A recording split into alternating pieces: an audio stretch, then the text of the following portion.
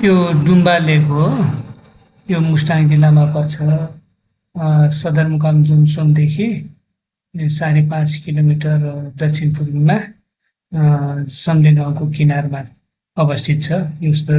यो समुद्र सतहदेखि 2830 मिटरको उचाइमा छ। अनि एकदम सुन्दर ताल छ। अनि यसमा माछा छोडिएका छन्। यसमा नुहाउन, पौडी खेल्न, डुङ्गा चलाउन र छेउछाउ गाई चराउन एकदम मनाइ छ। अनि यो चाहिँ कुछुक टेरिङ्गा गुम्बा हो। यो 700 वर्ष पुरानो टिबेटियन गुरुले स्थापना गर्नुभएको यो गुम्बामा यही डुम्बा तालको पानी चढाइन्छ।